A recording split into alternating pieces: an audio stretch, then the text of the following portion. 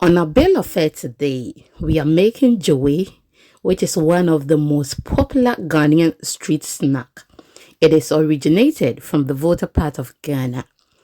It is called Dzowoe, but not Zoe.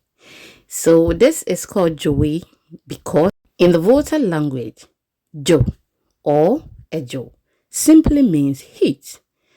The heat can be spiciness of food or how hot the thing is. And with this recipe, we are trying to talk about how spicy the food is.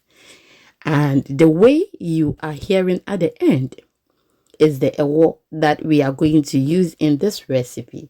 Ewo simply means flour. And with this recipe, it requires roasted corn flour. But we are not going to use roasted corn flour, okay? So that is why it is called Dzowoe, but not Zoe. I have with me here my roasted corn. I'll go ahead and add my powdered cloves and then add my powdered ginger.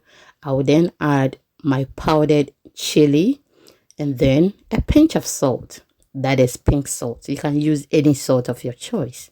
I have with me here my brown sugar. I'll add it and then blend this very smooth. So this simply means spicy corn flour balls.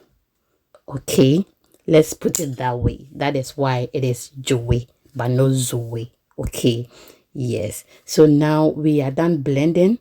I'll just pour everything in my mixing bowl and then we proceed. If today is the first time here, hello, nice to meet you. My name is Ezra.